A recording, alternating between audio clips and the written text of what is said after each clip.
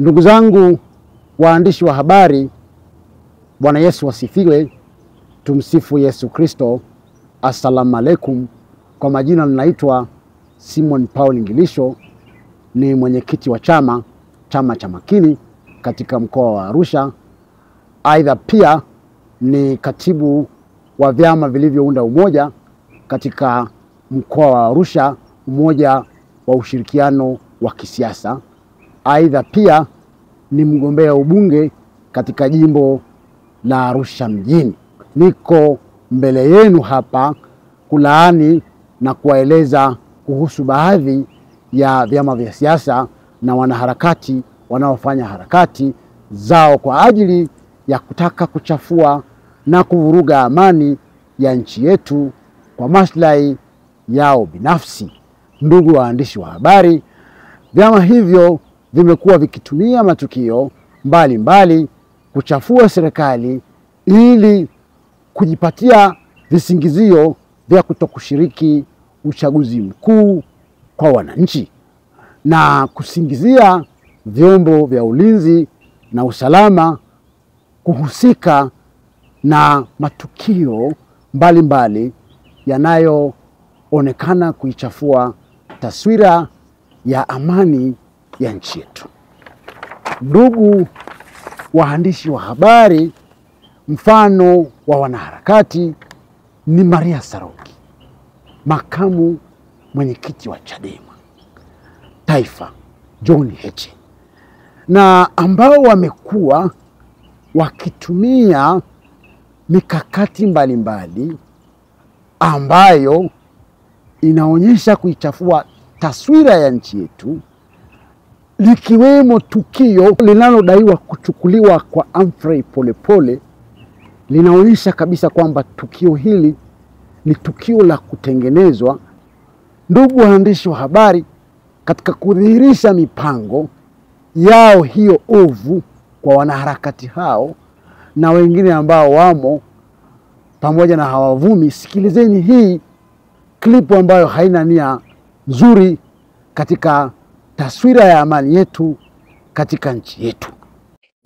Nimejadiliana kirefu na timu ndio tukaja na hii ya kwamba tukiuziwa woga tutaununua. Aisee, furahisha sana na kila hatua ambayo tumepiga. Kwa sababu kila jambo linaenda kama tulivyolipanga. Sasa inatakiwa kuongea na Mapolepole akazie pale pale ili kuteka hisia za wananchi na chuki zidi kuwa kubwa kwa Samia na watu wake. Na uzuri ni kwamba familia nzima wanafanya kazi nzuri sana kama ilivyotuahidi Polepole. Jana Polepole amefurahi sana kuona mipango inaenda vizuri kama ilivyopangwa. Na muda ukifika atajitokeza kwa mtindo ule ule tulioandaa. Tumeshauza agenda yetu kwa wananchi. Imepokelewa vizuri sana. Sasa kaka yake ameongelea issue ya chifu. Naona imeanza kuumiza vita sana polisi. Na huo muda watahangaika sana. Sisi tunapata muda wa kuendelea kuwatenganisha wananchi na serikali. Na vyombo vyote vya habari kama BBC na DW wote wapo upande wetu.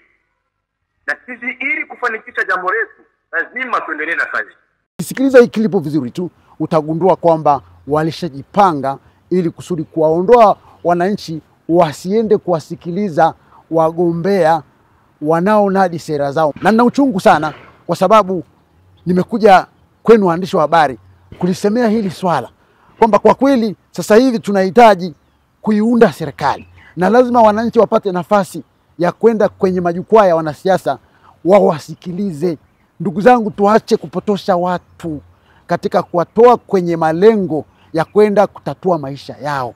Haya mambo mengine ya kutengenezwa, mimi nadhani kama mnasikiliza hii klipu vizuri, mtaniambia kwamba kwa wakati huu sio wakati wa bla bla za kusikiliza matukio ya kutengenezwa. Kwa niaba ya chama cha Makini, ndugu waandishi wa habari, ninaomba wananchi wajitokeze kwa wingi siku ya tarehe 29 mwezi wa 10 2025 wakapige kura.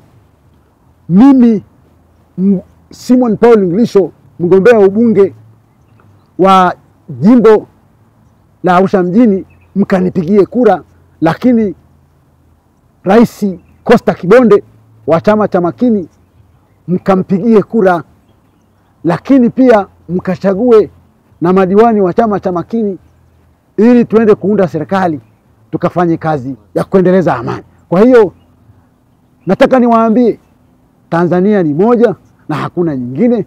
Kwa hiyo tuilinde na tuitetee amani ya nchi yetu, tukishirikiana na vyombo vyetu vyote vya ulinzi, na yeyote atakayethubutu kuharibu amani yetu kipindi cha uchaguzi mkuu, basi tunaomba jeshi letu la polisi likawashughulikie kuhakikisha kwamba hawa watu hawapewi nafasi ya kuvuruga amani.